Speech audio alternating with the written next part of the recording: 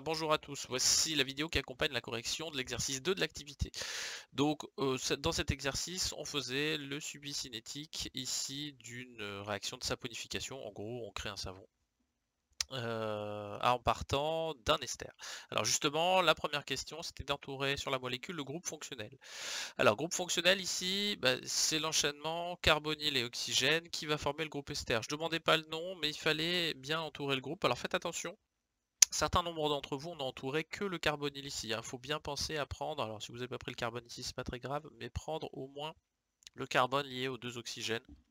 Le fait qu'on ait entouré le carbone ici fait que ça exclut le fait que ce soit un hydrogène, et donc si on avait un hydrogène, on aurait ici un carboxyle et ce sera un acide carboxylique. Bon, ici, on a un ester. Le groupe porte le même nom que la famille. Alors ensuite, on décrivait l'équation qui était là et il fallait donner l'expression, la formule semi-développée de l'espèce chimique A-. Alors la formule semi-développée, pour l'obtenir, il aurait fallu se calquer sur cette molécule-là. Si vous aviez donné la formule brute, ça me convenait bien. Faites attention, il y avait un moins, c'était donc un anion ici. Et il suffisait de faire le compte des atomes qui manquaient et on trouvait ici qu'on avait C2H3O2-, et donc on avait l'ion éthanoate qui est la base conjuguée de l'acide éthanoïque. On vous décrivait une expérience ici, on vous donnait la concentration initiale donnée, on avait le volume, et puis ici on relevait la conductivité au cours du temps de l'expérience, et donc au bout d'un moment on allait vers un temps infini, c'est-à-dire que quel que soit le temps, on avait la même valeur de conductivité. On vous demandait de compléter le tableau d'avancement qui était fourni. Alors, tableau d'avancement, certaines valeurs étaient déjà données. CO fois V ici pour Na+ était déjà donné, donc on voit que sa concentration au cours du temps ne varie pas. Et donc, ce qu'il fallait compléter ici, c'était... alors, faites attention, le B doit être de l'autre côté ici. Ce qu'il fallait compléter, c'était l'expression. Donc ici, on a CO fois V, qui est homogène à une quantité de matière, donc moins X.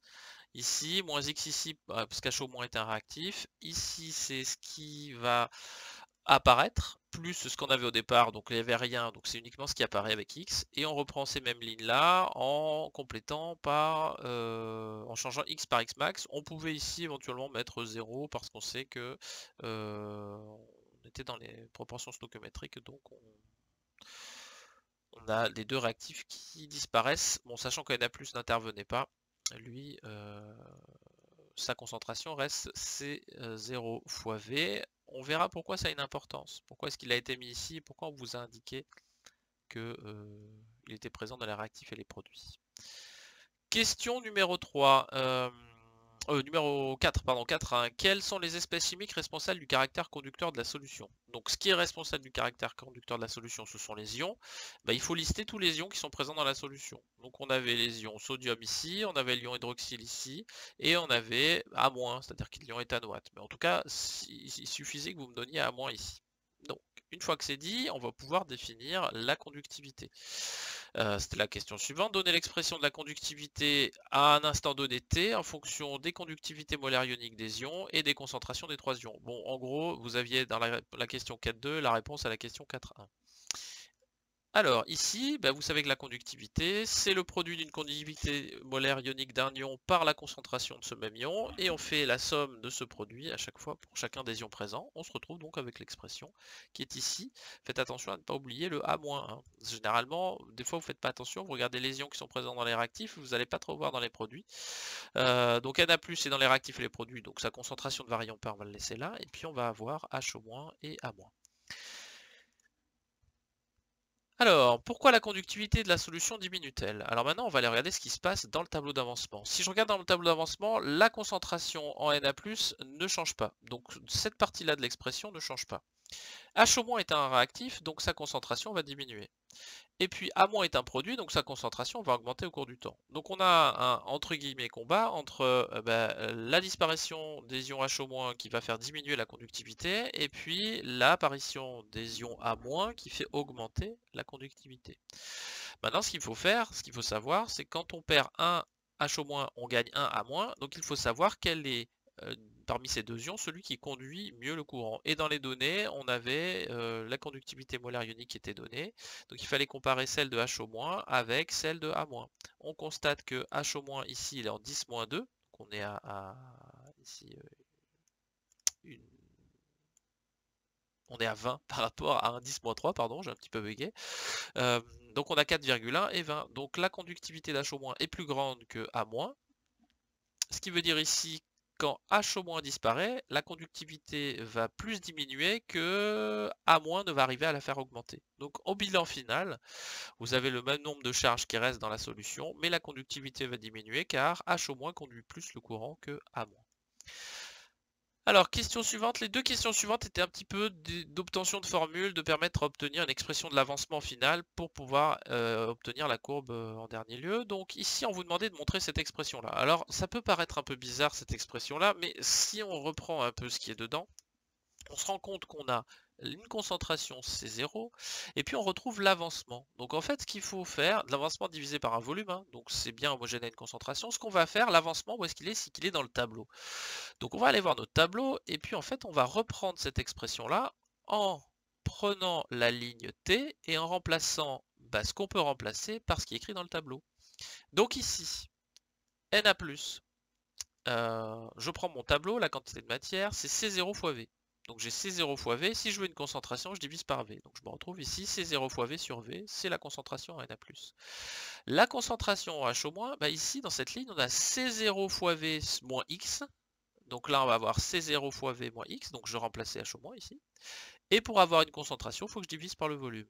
Et enfin, on a ici lambda A-, je vais voir dans l'expression, lambda A- est ici, donc on est en x de t, donc j'ai x de t sur V.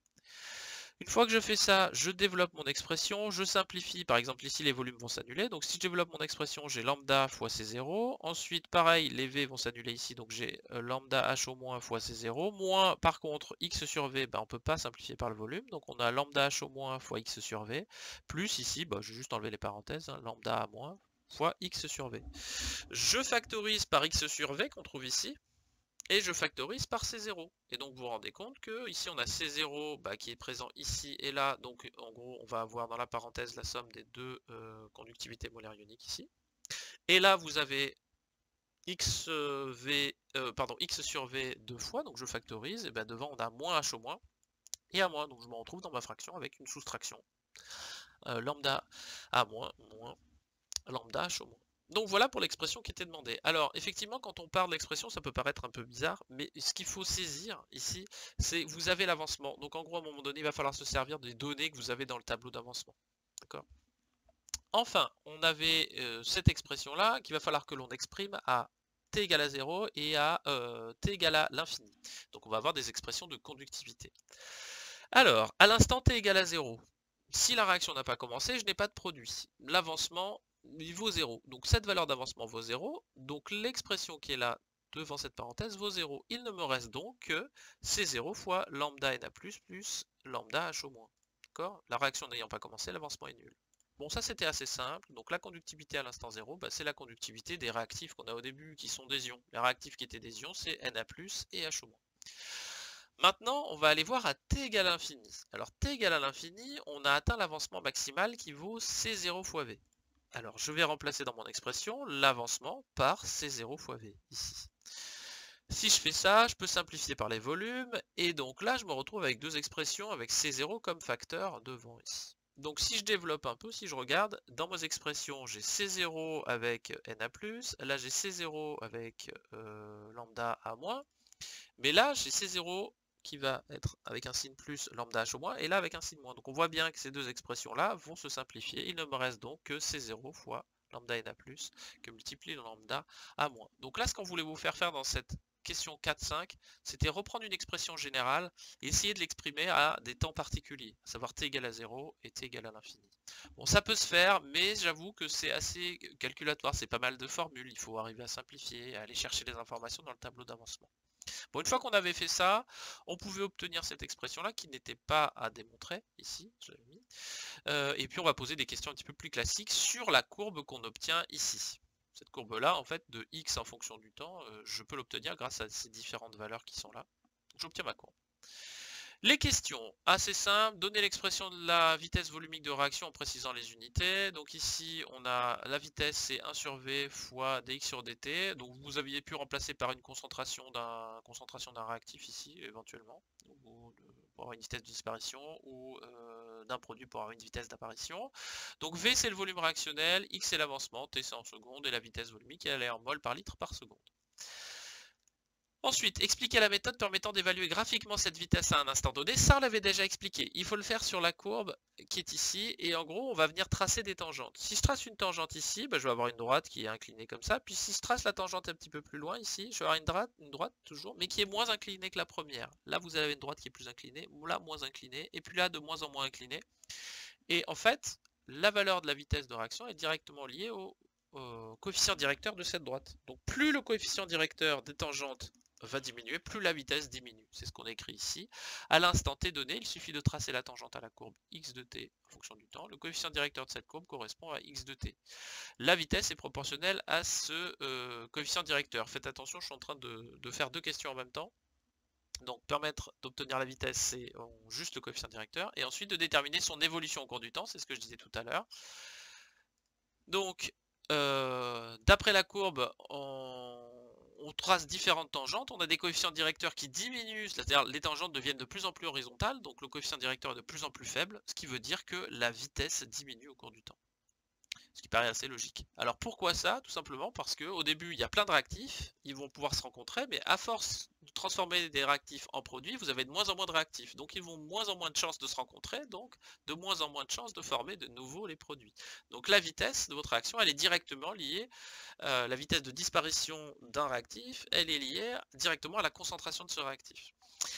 Et donc le facteur cinétique qui m'intéressait ici, c'était la concentration en réactif qui diminue au cours qui fait que la vitesse de réaction diminue au cours du temps. Ça paraît logique, hein. Il y a moins en moins de réactifs, du coup, pour former les produits, c'est de plus en plus dur. Question, calculer l'avancement maximal, ben ça il fallait aller chercher la dernière ligne du tableau. Dans la dernière ligne du tableau, bah, Xmax vaut C0 fois V, et puis bah, il suffisait d'aller faire le calcul avec les données de l'exercice qui était tout au début. Ici, là, on avait la concentration et le volume. Définition du temps de demi-réaction, bah ça c'est des points gratos, hein. Vous n'avez pas le droit de vous tromper sur une définition comme ça correspond à la durée nécessaire pour que l'avancement atteigne la moitié de sa valeur finale ou qu'on atteigne la moitié de l'avancement final, bon, peu importe. Dans cette réaction, comme cette réaction est totale, on a XF égale Xmax. Et comment je détermine ici la valeur, c'était la suite de la question, pardon. Eh bien, je vais chercher sur mon graphique la valeur de l'avancement final divisé par 2. Donc là, je suis à 1 millimol. Donc je vais aller chercher un avancement égal à 0,5 millimol et je vais chercher l'antécédent. Et l'antécédent, on est autour de 15-16 minutes. J'étais pas forcément très regardant sur la valeur. Et dernière étape, ce qu'on veut, c'est reproduire la même expérience à 20 degrés.